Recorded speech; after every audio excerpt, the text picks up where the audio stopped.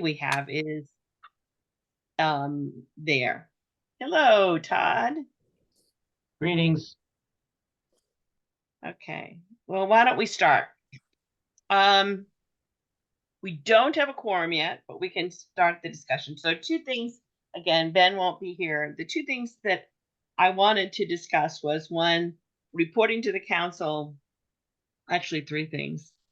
Reporting to the council how we're going to report the funding, talk a little bit about the application process, and if we want to have a budget page in that application process and what that may look like. And then the third thing would be developing a full budget for the year. So we know where we are with expenses and other things. So those are the three things on my list. Does anybody have anything to add to that? Brendan, Paul, Brendan Well, first. maybe committee members should go first. Paul? Todd, you go ahead first. I was just gonna ask a question, a clarification, and maybe you don't have the answer to this, but I mean, do we envision the process being the same for every offering of funding? Like for example, if somebody's looking for $1,000 versus $1 million, will the process be the same? Will it be different? I know we've talked about it a bunch of different ways, and I just didn't know what your thought process was. So I think the grants committee, and Mary sits on that too. I think we can safely answer that question of saying, yes, it will be different. We certainly, for instance, if you look at the funding for the detox centers, that application, that process is certainly going to be a whole lot different than if we have a grant that we're giving 5,000 to or 20,000 to again. So we will, that will be in my mind, and I think if I'm hearing the people on the grants committee, it's the same thinking. That if we're giving someone, again, to open up a detox center, we're certainly going to ask more financial questions of them than we would a center that we're giving $10,000 to. So, okay. Paul? I'm kind of related. Where are we at with the grant processes for the things we've already allocated money for? So we are at the process of writing contracts, and those are getting close to being, I hope I'm not speaking out of turn, are getting somewhat finalized. And so all of the ones, at least I shouldn't say all of them. So the SSPs and the family service ones, the going through CAP, and probably also Harold Alfond ones, those will have a contract with us. And those contracts are getting close to being done. And once those signs, then the funding can be allocated to them. The harder ones are the detox one, which we haven't had a chance at grants committee to talk about as to how we're going to do that. And we're sort of in the final stages of having a contract with Piscataquis in the recovery center that we're going to, we don't want to use the word sole source, but we are going to go directly to them. They're going to do a presentation to us, and we will have a contract directly with the current group that's working in Piscataquis County to get those funds out. So for the most part, except for the detox centers, it's moving forward. And my goal is, I guess I'm on recording.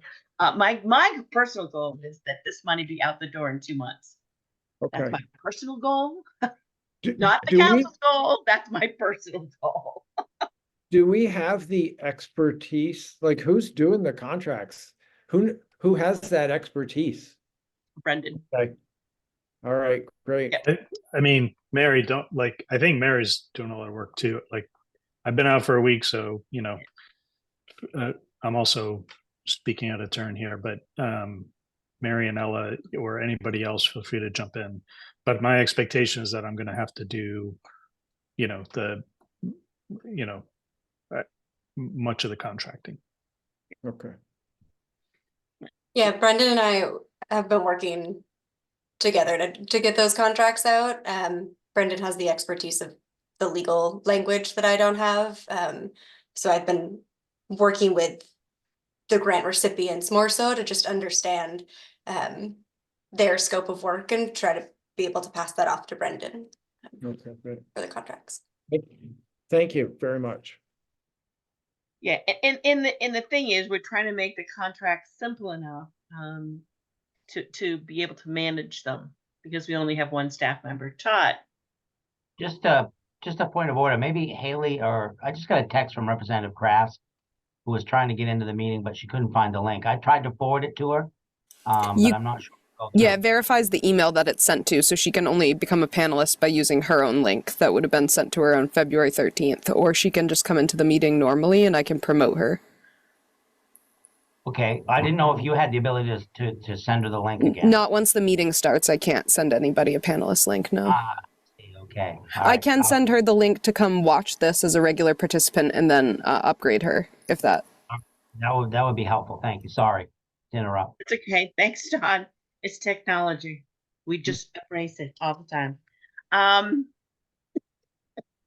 too old.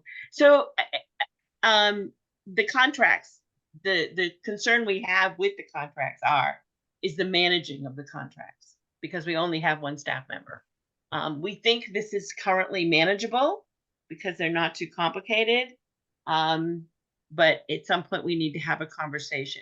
But we also know that at the same time, we may be able to enlist help that if the legislation goes through, the budget goes through the way Ben is hoping, then we'll be able to utilize the state in some instances to help us out. So, all right, Brendan, you had something?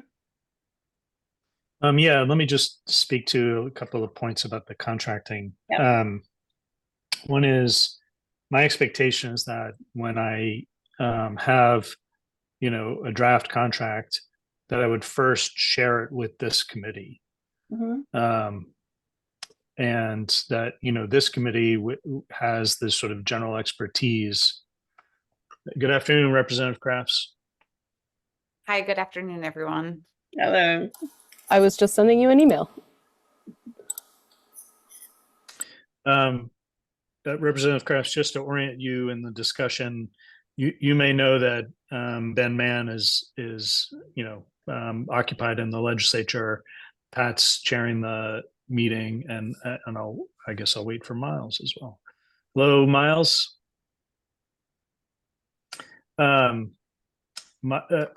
Just to tell you where we are in the conversation, Ben is with the legislature, so Pat is chairing the meeting, and we were just talking. Dr. Vinsel asked for an update on the contracting question of getting funds out to those entities that the council's already decided to get money out to, and we talked a little bit about how I'm going to have to be, kind of drafting the contracts with help from, Mary and others. And I was just saying that I anticipate when a draft is ready for a particular contract or maybe a standard contract, that I would share with this group for this group's review, because this group seems to be the one to have the appropriate or some appropriate expertise. If you think about Ben, you think about others who receive contracts, who make contracts. There may be others on the council who should be part of that review, and maybe this committee wants to share with them or seek feedback or invite them to a meeting. But long and short of it is, when I have a draft, I would share with this committee for review and discussion. Another topic related to that I think is appropriate for the finance committee is there's been some work done to think about the issue of how much recipients can spend on two different areas of spending. One is admin costs, their own admin costs, and the other is this subject called indirect costs. I'm less familiar with those two categories. We've looked at other states. Some have defined those two areas. Sometimes they're different, sometimes they're the same. I anticipate trying to define them so that we can have a better understanding of what they are. And importantly, and I just want to flag this, the as you know, the MOU requires the funds to be used for the approved uses that are outlined in the two exhibits, which are identical. Those exhibits generally don't describe using the funds for admin costs. They generally describe using the funds for programs and services. And you know that may be limiting. It may be a challenge for getting the funds out. And so we've looked a little bit at what other states are doing in terms of, you know, allowable admin percentages, allowable indirect percentages. I know Ben's got a lot of information about what the state does about that. But that will be, I anticipate, you know, an issue that I at least will have to grapple with, and maybe this committee, because it's not explicitly permitted by the MOU, which requires that the funds be used for the approved uses. Sheriff Brackett. My question is similar to my last one. Will that be the same for everyone, Brendan? So I see Pat shaking her head. So I mean, say that because, like, for example, you're talking about the more specific MOUs, the targeted funds that maybe go into like the Alphon folks or et cetera, versus what might be going to the folks in Piscataquis County who admin is going to be a big part of what they're doing, and without it, they won't be able to get the thing off the ground, kind of thing. Yeah, I mean, I think we're going to have to, at least initially, I anticipate having to kind of look at it on a case by case basis, you know, and I think I'm going to have to, you know, get feedback from people like yourself. And I talked, you know, to Liz to see what Cumberland County is doing, you know, again, looking at how the state handles things. But also there are other factors that I've been thinking about, such as scale. You know, if a grant is going out the door, that's a significant chunk of money, you know, what's an appropriate amount of that should be spent on admin versus a smaller grant. Sometimes it might be a dollar amount, sometimes it might be a percentage, sometimes it might be the larger of the two or the smaller of the two. And I think these are considerations that, you know, we'll have to think about. I don't have any good answers for that right now, but you know, I do want to just flag that it's an issue that I am already thinking about and anticipate it being a topic. Yeah, again, and it gets complicated with, I know that one of the CAP agencies that will be receiving or is hoping to receive funding has already shared with us that the way their agency works, it's a large agency, each program is assigned an admin fee, and it's lockstep. They cannot change that. And so if we limited that admin cost to them, they may not even be able to accept the money, because it's just a locked in step on how they make their agency budget work. So I'm just going to pull a number out of my hat. So say, for instance, the agency says every department will pay 10% of the admin costs of the agency, then every department has to take out 10% of their budget to go towards that. And that's just a policy of the company. And so larger companies do that. They have a formula that says this is how it's done. So, and then there's smaller instances like Piscataquis. The admin costs will probably be minor, but part of our agreement with them is that they're going to pay for staffing. That's what we agreed that the money would do. That would go to buying a house and help them with additional staffing. So that was a condition of the funding that we gave them, which is staffing, I believe, is an allowable cost within the MOU, I believe. I mean, I think, again, it's going to have to, you know, in each case, it'll take a close look at the relevant part of the MOU that applies to the particular grant. You know, in general, the settlements themselves have certain caps on using funds for admin expenses. In Maine, Maine's MOU, you know, explicitly targets the funds to be used on programs and services. And so you know, I'll need to do some work to try to find, you know, and you know, support for using the funds for something other than programs and services. But you know, I don't want to prejudge anything right now. I'm just saying it's an issue I'm working on. It seems like every time we move forward, there's another piece. Which leads you to the importance of why the application process and so forth needs to include a budget. So, and it doesn't have, I certainly, and I can only speak for me, I certainly don't want it to be like the state budgets on their contracts, which is about 13 pages long. But we do, I think, need a budget so that we have an idea as to where the agency or program is allocating the funds to, so we know. And we don't need to know every blessed detail, but I think part of the conversation I wanted to have today was that if we had an application process and we included in that application process a budget page, what would we want that budget page to look like?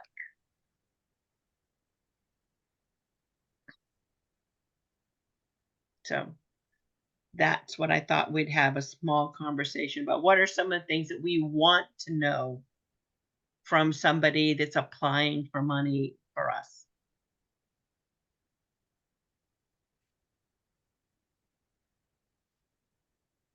From a budget standpoint, you mean?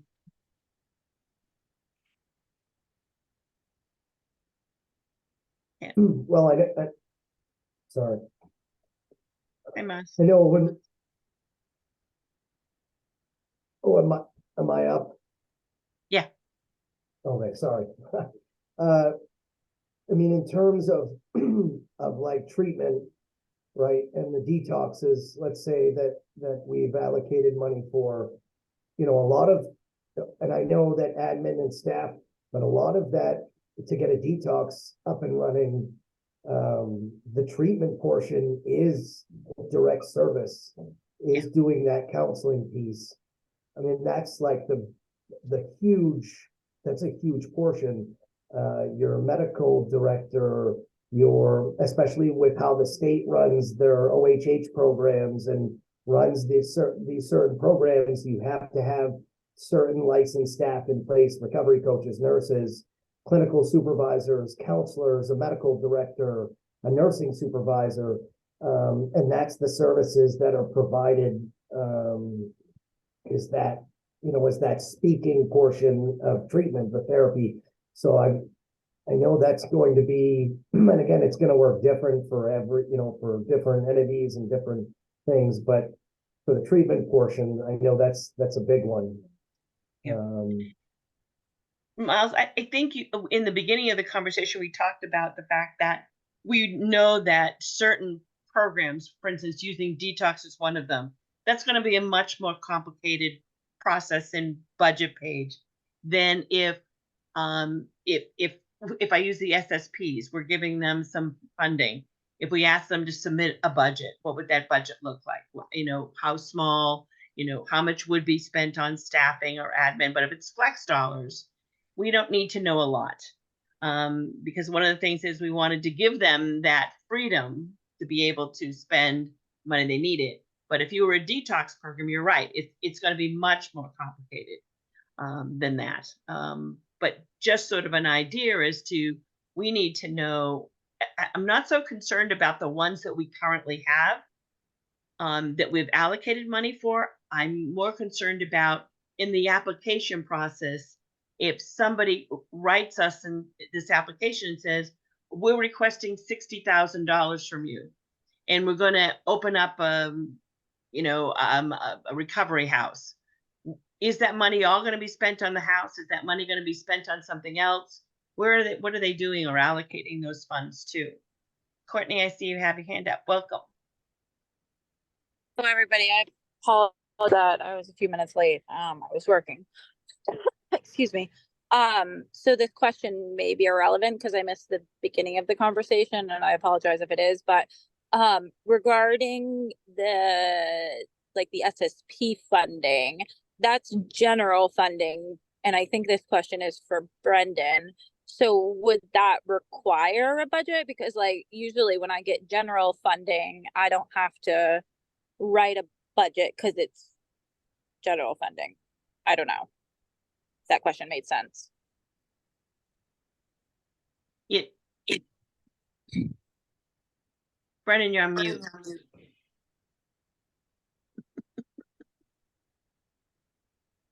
I think, you know, you know, I'm going to be looking at the part of the MOU that talks about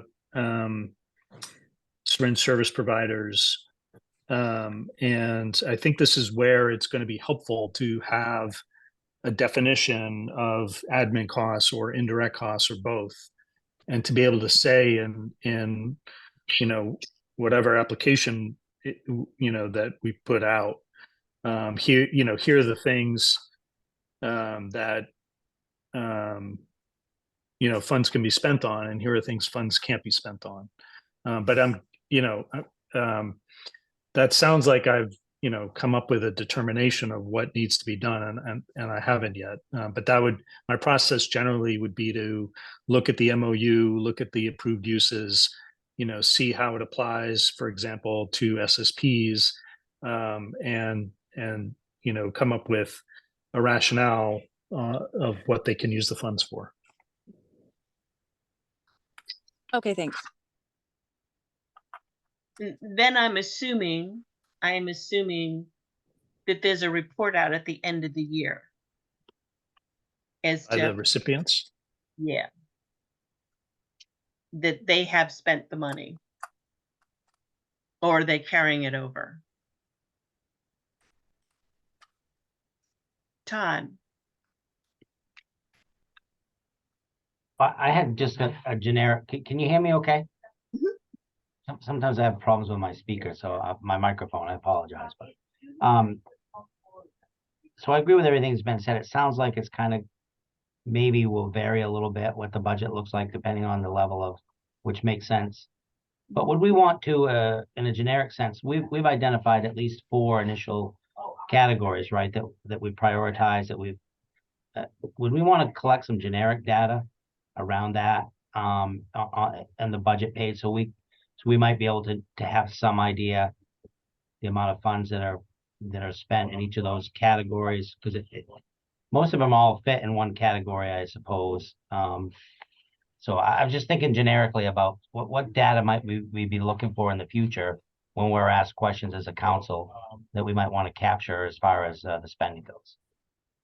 so I can share with those who aren't on the grants committee that I believe the conversation of the grants committee is that one of the things is for the council to determine if they want to do that. If we look at the 4 pillars of funding: prevention, treatment, recovery, and harm reduction, and does this council want to divide up money?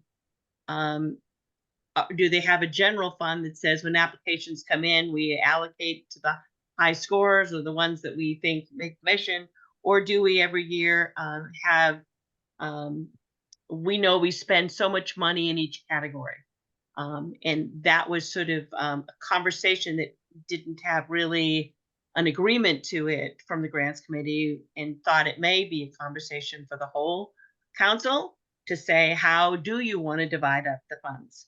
Do you want to divide it up? And there was good conversation in both ways, as to having just like saying, we're going to give out, you know, so much money this year and just read the applications and go from there. Or do we say we're going to spend, you know, $1 million here, $1 million there, however that works. But I think that's probably a conversation for the full council. Or a recommendation from either the finance or grants committee as to how that was, and then have a discussion and a vote at a full council meeting. But that's what I sort of remember from the grants committee.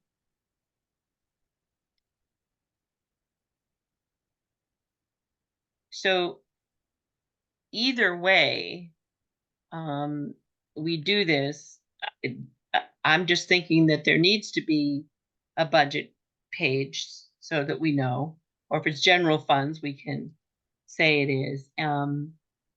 But the point is, if we're developing, I'll get you a second, Courtney, if we're developing an application, there's a one, and I'm going to say it because I think it's easier, there's a one-page budget page go with those applications so we know what's going on. Courtney. Yeah, I think that's a great idea, Pat. I mean, I think we can develop a budget template and have people plug in what they're gonna do. I mean, I have budget templates that I use, and I imagine many of the other nonprofits do as well. And maybe we could just put them together and create an Excel spreadsheet that folks fill out as part of their application process, so that all the budgets look the same. Yep. Are in the same formatting. Yeah, and that's what I was thinking. If I think of some of the, again, they're not really the larger grants, but the smaller grants that I applied for when I was working, that's usually what came with it. There was a one-page budget page that you would explain, briefly what you want to do with the funding. And then at the end of the year, you completed something that said, whether the money was fully spent or whether there was carryover, that kind. Something that this committee would do, or Mary, or somebody else? I'm thinking that if this committee could give ideas to Ella and Mary, and speak up, please, if I'm speaking out of turn here, Ella or Mary, but they're putting together the application process. So I think if we could work with them and tell them what kind of things we want, and again, Courtney, if we have some samples, I see Mary put it in the chat.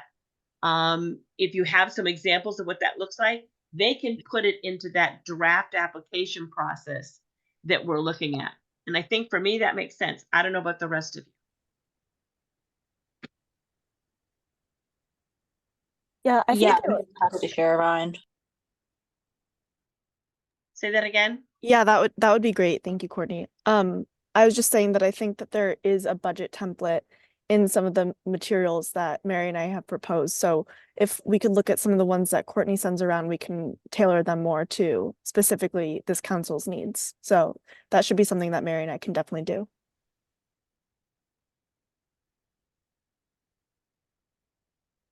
And whatever we do, remember, we're trying to make it simple.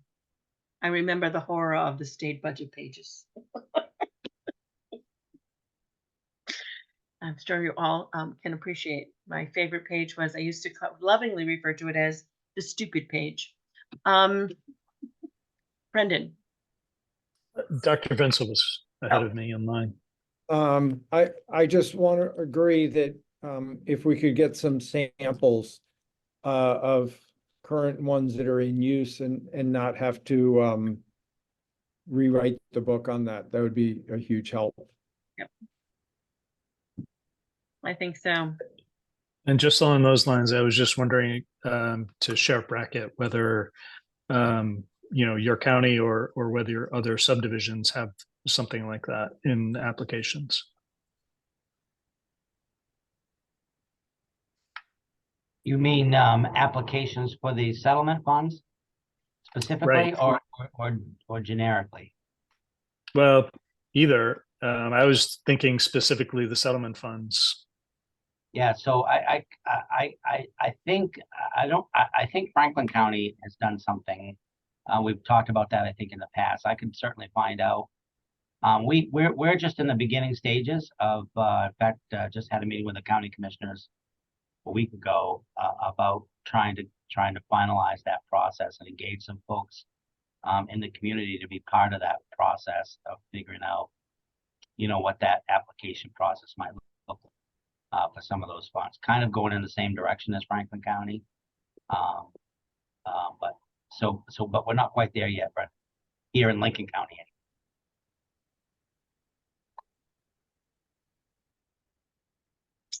Okay, so we're all in agreement that if anyone has budget pages from some of the programs they work with or grants, that we will send those off to Courtney. I mean, send them off to Mary and Ella, and they will look at them and incorporate it in their draft application that they're doing. So then I have a note here from Miles over here in the chat. These mortgages, gas, electric, funds, staffing, groceries. These are examples. Yeah, so that's interesting because that's a little detailed. So I think when you see, if you can see in the chat, everybody can see in the chat page, Miles is looking at, do we have in there lease, mortgages, emergency funds, staffing, groceries, these are examples. So I don't think if it's a one-page budget, we want to get too much into detail, but we do need to know some detail. Courtney. Yeah, I mean, I think Miles' suggestions are appropriate. I think I would lump them a little more like Yeah. rent, utilities, supplies, staffing. Like, I don't know if I need a like grocery line, gas line, but like more broad terms, travel, rent, utilities, staff, supplies. Yeah, and again, you want it to be the page a little bit flexible. If I'm thinking about, for instance, we have had people inquiring, for instance, they want money to transport clients or transport people to facilities and stuff. And so they may put in that budget a direct line other about how much money is being spent on gas or transportation, where a recovery home request money may not have any of that. So you just want to have enough in there for a line. So if you have somebody that's focused on transportation, they're able to put those costs in there. Versus if you're applying for housing, it's a different piece. And they might have things like security deposits or rent or something like that. Right, like this, like I don't know if everybody can see my screen, but this is my template budget. It's Yeah. pretty broad. It's just people put their own lines in there. Yeah. So like if you need a clinical director, you put it there and then Yeah. you say how much that's gonna cost you. Yeah. And it super simple. Yeah, and that's what, I think that's what we all want is simple. And again, it gives the committee enough when they're reviewing an application to look at it. And if you look at the budget and you have a question about that budget, depending on how we write the rules for grants, we may be able to ask a clarifying question of the grantee, saying, I see you have a lot of money in this line of the budget. Exactly, can you narrow that down for us? Or if we award it to them saying, we're awarding this to you, but would like you to break down that a little bit more. Again, those are just examples of what could happen. So, all right. So, but those, Mary and Ella, do you have enough information you think, to put a budget page in your application for draft? Yeah, I feel like we have enough, and we've looked at a lot of different budgets from other states. And Okay. it seems one piece that's pretty consistent, which I personally like, is in the application, it asks for the total amount requested and then a brief budget narrative. And then it has an attached Excel spreadsheet, for more details. So it's helpful to hear this input. And I just want to clarify that we're talking about the application budget and not a budget that we're going to ask them to submit post funding. Correct? This is the application budget. Okay. Correct. Great. Courtney. Sorry, that was just left over. Oh, okay. All right. So I think they have enough to be able to put that budget page together, and hopefully, and I don't know whether they plan to have a draft to the grants committee before the next grants committee meeting. Is that true? Mary or Ella? For the upcoming grants committee meeting, my intention and my thought was that we were providing the overview of the priorities Oh, okay. For us, for the committee to then decide how they want to move forward, and then we would adapt the grant, to cater to each of those priorities, again, depending on the level of detail that's needed. Okay. Okay. And I think that, I think it's okay to do this. I think if you get an application process and, because we only meet once a month, if you send the draft of the financial page over to the finance committee, they can give some input to you. So Great. that we have some input in that. And again, so we don't hold the process up by saying, we don't meet for another month to look at it. If you can send us the stuff, we can review it via email. Then you can bring it up to the grants committee. Okay, sounds good. Okay. All right. All right. Any more on that budget for the application process? Brendan? Mute. Sorry, not on that. I have other topics, but nothing Okay. on that. All right, so that one we have a direction and we can move forward with. Brendan, you want to talk about yours now, or do you want me to? Sure. Let me just tell you that I have some updates about numbers, and I can do that Okay. at any time, but I just want to make sure that I say these things out loud before the end of the meeting. Do we have more money? Soon. That's the point. Yes. I'm always happy with more money. Okay, we'll get back to you. Let me do this one thing first, and this is, it was a request that the council, at every council meeting, that we give an update on how much money we have. And that's mostly a Ben thing, but I just wanted to ask this committee, is there any particular, I'm assuming when Ben reports, he'll report how much money we have, how much money that's pending, that we have money that's like your bank account. There's money that's pending that we've promised. We have $9,000 that we've promised. And then I'm assuming he would put in our monthly expenses in that and then tally that up and give a tally. Does that sound appropriate and enough detail for the council at the moment? I usually track most of the administrative costs. Did he mention like wanting me to send him an update or anything so that he can put that together? He didn't, but I'm thinking we should include it, because you don't want the appearance of saying, say for instance, and I'm throwing numbers out of my head. So we have $15,000 in the bank, and we know that we have 15 million in the bank. Oh God, 15 million in the bank, and we know we've allocated 9 million. And so we don't want it to appear that that whole extra is there, because we have monthly expenses. So when he reports that money, I think he should subtract our expenses out of that. And if the world goes perfect, which it never will, at some point in time, we'll have a budget. So we'll know approximately every year how much money will go directly to council admin costs of doing business and how much money we have to give back to the community. That would be the goal, that we'll know approximately so much money every year out of the yearly money is set aside for council expenses, which is mostly Mary's salary and some other items that come up. Does that make sense to people? Paul?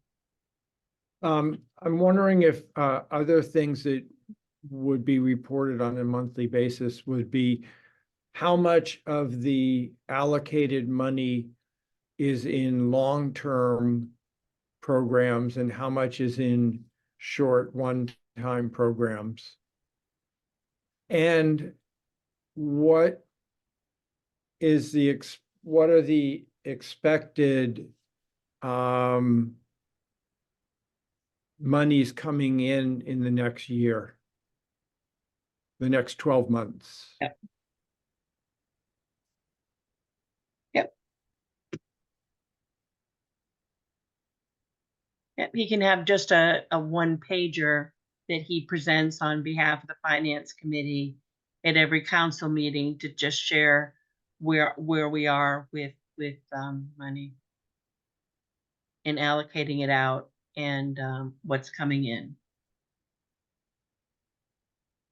All right, so I will report that back to Ben and what we needed. And Haley, I will tell him that you have our monthly expenses or approximate ones. Yeah, I keep track of them. I have to submit them to the Secretary of State. So the ones from last year are all available just through our annual report on the Secretary of State's website. But anything from like January and on, I would have to send to Ben. Okay. Courtney? I was also just wondering, maybe this isn't a monthly report, but a periodic report. Would it be appropriate for this committee to have a recommendation about how much money we can spend, or is that already part of our yearly budget? So I think we approved when Ben had, remember the big spreadsheet he had with plan A, plan B, and approximately that. So that's approximately how much money we have to spend. But I think we need to narrow that down. For instance, if we said, again, throwing numbers off my head, if we said we had 17 million to spend every year, how much of the 17 million it is already promised, and how much of that is admin costs to run the council's business? Is that sort of what you're talking about? Yeah. Yeah, and then like, so that would be if there were using your numbers, if there were 17 million and $1 million of it was admin cost, I hope we're not spending $1 million in admin costs, but for the purposes of this example, 17 million we have in the bank, $1 million a year in admin costs, we have $16 million pending, and that's the amount that we could spend. Is it this committee's responsibility then to decide, are we splitting that money evenly between the 4 pillars? Are we doing this much over there and this much over there? Or is it somebody else's responsibility and I don't understand what's going on? Yeah, I think Courtney, you came in a little bit late. I know it's a busy time for you. So in the beginning of that conversation, we talked about the grants committee had that exact conversation about, and I think it needs to go to the full council as to how they want to do that. Do they want to allocate each year so much per pillar, or are we going to put it in again? And I think that needs to go. I mean, certainly this committee can make a recommendation, but I think that how that budget works needs to go to the full council to determine that. Okay, so we would be more responsible for, we have $17 million, 1 million is going to admin, and you have $16 million to decide what to do with. Yeah, and do you want to divide it evenly among the pillars? Or do you want, you want to put it in a general kind of way and we look at applications and go from there? That's a decision, I think, for the full council. Okay, thanks, Pat. But that's just mine. I mean, other people can have different on that. Todd and then Paul. Two things. Wouldn't we as a finance committee make a recommendation if we on that? I mean, if we have a thought anyway to the council. Yeah. And then secondly, I sent that Mary and Pat and Brendan, I think Brendan saw it, that Franklin County application, if that's helpful, as you move forward with that. Excellent. We can make a recommendation when this committee's ready and they think that they have a recommendation that they want to make. Certainly, how we distribute our finances certainly is I would think within the role of what we do. Paul. When the finance committee presented the proposed budget going forward, it was voted, and some of the every year we are allocating some for long-term and some for short-term. And I think Courtney's idea was good to also, when we present every month, say how much is left in this spending period for long-term and how much is left for short-term projects. Yeah. Because some of the money we're going to carry is budgeted to carry towards the next year, and even though we have it in the bank, we're not planning on spending it this year. Yeah, there were some for instance, I think everything was 2 years, except it was a 2-year commitment, I believe, on all of that funding. Somebody asked me today about the $1.5 million for the detox centers. Were those single startup costs or were those ongoing operational costs? I believe, and it could be just me, I'm looking for the sheet. I believe those were startup costs. I think they believed that in the 3rd year that they would be able, well, I'm shaking my head a little. Gordon, I think the state felt that they would have enough, hopefully, stability to be able to bill and be able to get by on billing. Yeah, when we voted on those two, we put the 1.5 million for each in the year one funding category. It says year one time 1.5. Okay, thanks. Why do I Yeah, have could I just follow up on Dr. Binsel's point? Yeah. About, I wasn't able to make the last grants and programs committee, so this may have been talked about some, but Mhm. I like from a finance standpoint, I like the idea of us having a process, probably written down somewhere eventually. I like the broader categories like, temporary funding and long-term funding Mhm. more than I do me personally breaking out X amount of dollars for this pillar and that pillar and that pillar. And then even then, being the flexible kind of guy I am, understanding when that things prop up or urgent things happen. And if an urgent short-term need, for example, popped up that we had to plan for, and we still had money in the long-term budget, for example, but not in the short-term budget, what would our process be for considering that, even though, you know what I mean? So I know that can get really complicated. I don't mean it to be, but that's kind of where my mindset is. So from my mindset, I think that was a conversation that was similar in the grants committee was, we talked about putting things in pills, but we wanted to be able to have the flexibility. If we certainly knew that there was an emergent need in one category versus another, that would be able to do that. But in my mind, just my mind, so I need all of you to be in. But in my mind, when I see a budget, it's a budget, which means it's not an exact science. So if we budgeted so much money and we didn't need it all in one category, but one category needed another, then it would be within our realm as a council to say we're not spending all the money in this category. This is an initial need for our community, so we're going to switch it over to there because it's a budget. Budget's not an exact science. It's an estimate of how you see your year folding out. But again, that's just how I see budgets, not necessarily how they see it in the state legislature. I'm sure Representative Kraft knows better than me. So, but again, it's a concern. I think we want to be able to be fair, to be able to look at all the categories, which is sort of the conversation we had at grants. And we want to be able, because none of the 4 pillars way more than others, but I do think there are times during emergencies that there may be something that comes up that we want to be able to say, this is urgent. This is, going to be life changing. We need to invest in that more than something else. There will be some tough decisions when these applications are done.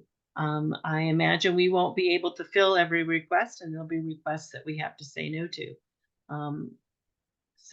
But I think it's a good conversation to have. Niles.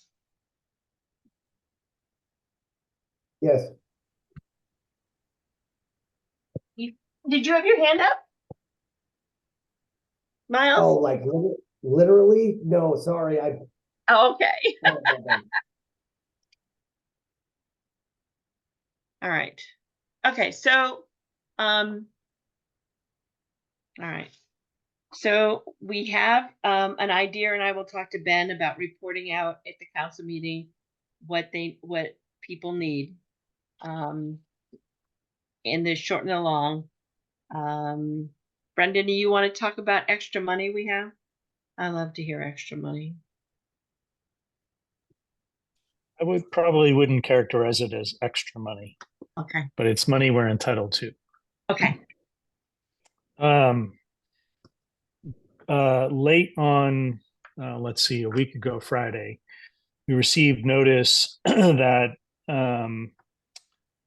I can't remember because I apologize. I can't remember because I've been out of the office. If I've described before that, as you recall, the first settlements were with Johnson Johnson and the distributors. That's how I tend to talk about them. When I talk about the distributors, it's really three companies, and we tend to characterize or show their payments, I think, collectively. Let me just look on the spreadsheet. The point here is that two of the three distributors have elected, which is an option under a limited option under the settlements, to prepay some of their money. So two of them have elected to prepay their year 7 payments into this year. And we received notice a week ago Friday that those payments will be made on March 15th. And there's just a couple of points to be made about that. One is by prepaying it into this year, it means that in year 7, those two distributors won't be making a payment at that time. And so the distributor payment will be reduced. It's not quite a third. It's, it's not accurate to do it that way. But two of the three distributors won't be making a payment in year 7 because they're making it now. And because they're making it now, the payment, you apply a discount rate to put the money into today's dollars as opposed to your $7.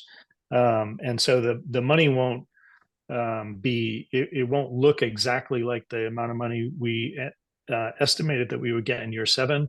But when you apply the discount rate, it calculates out to the amount of money that we are going to get.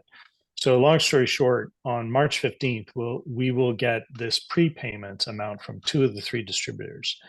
And we are checking the numbers.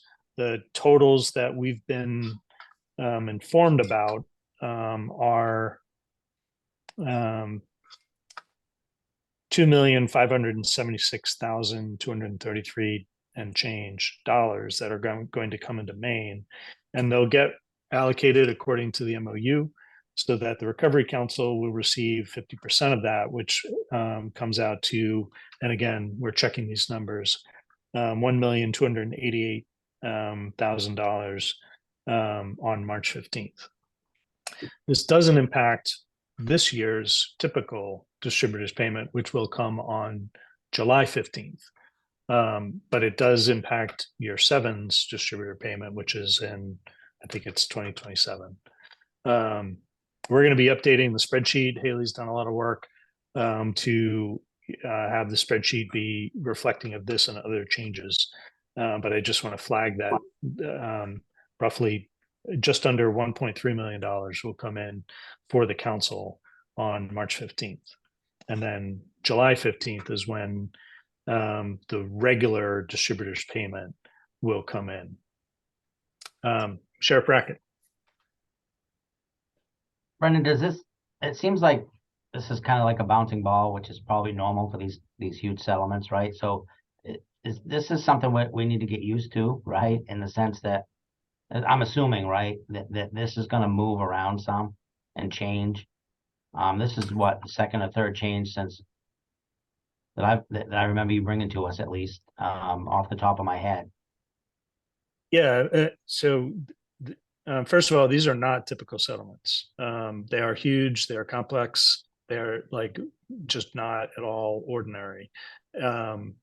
And we're talking about two of the three distributors. There's also J&J, so that's 4 different companies we've settled with. Plus there's the new 5 settlements, with 5 other companies. we've got a lot of moving pieces here. And, you know, each of the defendants has their own characteristics and their own interests. And each of the settlements, while mostly the same, are different in some small details. And that may cause, you know, a variety of changes. So I think you're right to expect that there were going to be, you know, from time to time changes in how things are done. And we'll do the best we can to keep track of that and to try to explain it. Does that answer your question? It does. From a budget standpoint, I wonder, to me, you know, we've established, this is year 7 money. I'm just, again, wrapping my mind around it. You know, it comes early. You know, how do we, to me, I look at that a little bit differently, at least initially, than I would, you know, a new settlement that's currently in process that hasn't come through yet, right? That wasn't originally planned for 100% in our budget planning, right? So, I mean, is an option for us, you know, just to bank that money until year Yes. 7. And Sure. those kind of Yeah. things that- Absolutely. I mean, that's what this committee what we should can. do. I'm just trying to wrap my mind around it. Yeah, and that's exactly the kind of thing this committee can, you know, deliberate and make decisions about. And I think, here, let me just try to find it. The discount, let me just tell you the discount rate that was applied. And I think this is in the, I think it's like 70.31% of their payment. 70, they get a 30% discount. no. I might be incorrect about that. So the way it works, and we're getting into the weeds too much here, but the way it works is the settlements have prescribed a discount rate in the case of prepayments, and it's I'm reading some shorthand notes here that it's the applicable prime rate plus 1.75%. That has been determined to be, in this particular case, 10.25%. So there's a way to determine the current value of that year 7 money by applying this discount rate of 10.25%. I'm not Ben, so I am probably talking out of turn on financial matters here, but I think, Sheriff Rackett, to characterize your concept here, if you took, you know, if this money comes in on March 15th and you wanted to hold on to it until year 7, I think a way to think about it would be if you accepted this money and you put it in a bank account that had a return of 10.25% in year 7, it would equal the amount that we estimate we would have gotten in year 7. Again, that's probably getting into the weeds more than you need, but yeah. Thank you, Brendan. I agree. Courtney?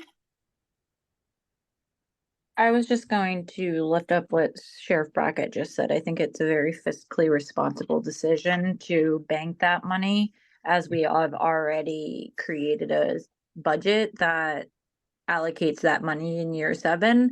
Also, we might be able to make back that 10-ish% or however Brendan just explained it through interest. Yeah. Yeah, I think I agree too that if we don't and we spend it, then in that year we're minus money. That will also be 2-4. That will be the term of the next council. So we would be setting up our future selves that won't be ourselves for some really hard decisions in year 7. And I don't feel comfortable doing that to the future colleagues that will be us sitting in these seats.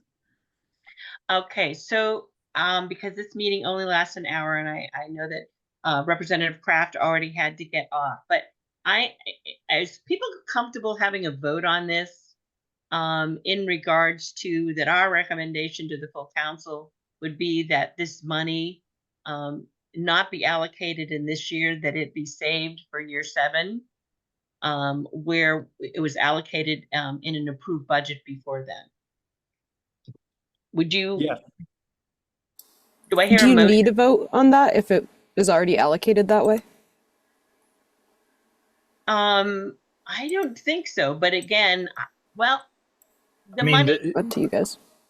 to Haley's point, you have already established a budget with current year money.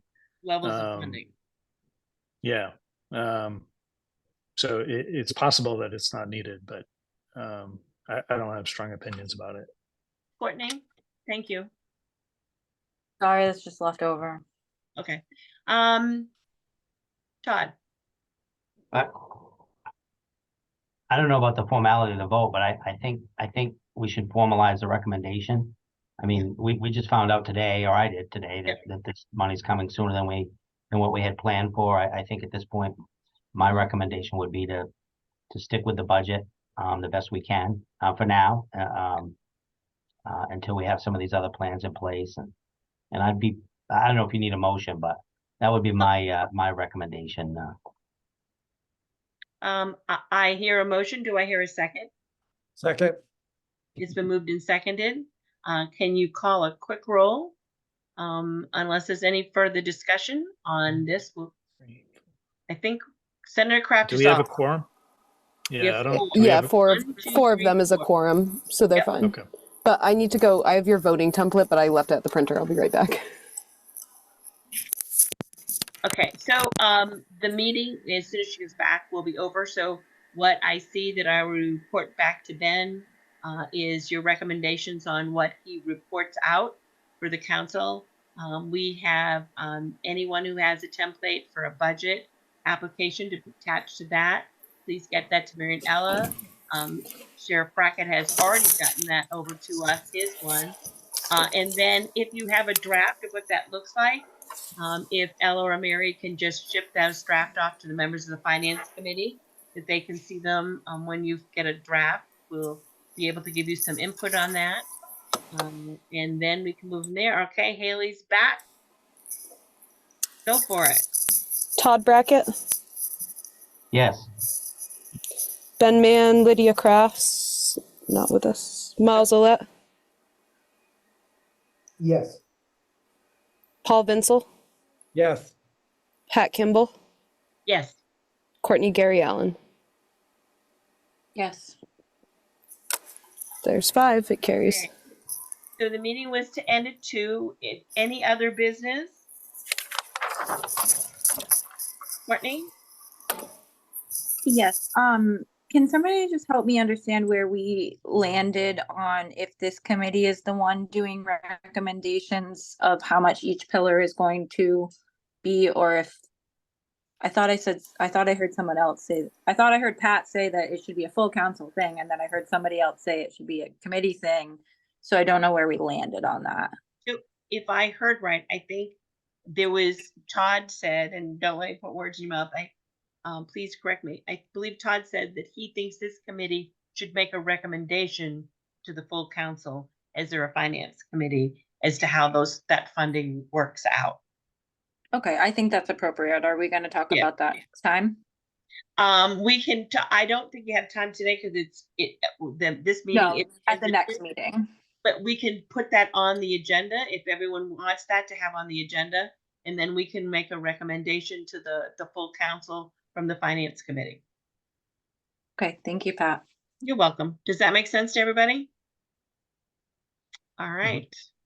All right. Other than that, I will adjourn the meeting. And I will pass all of this on to Ben, and hopefully Ben will join us next time. And we will see you. Is it next week for the full council? Am I missing a week? 2 weeks. No, 2 weeks. there's still over 2 weeks. I'm going to send you the agenda tomorrow for you to review. Oh, okay. Because I didn't review it. Okay. Haley, I'll write this up and send it to you. You're Okie kind. dokie. Thank you. Thank you. All right, everyone. Enjoy your afternoon. Thank you. That's all. Thank you.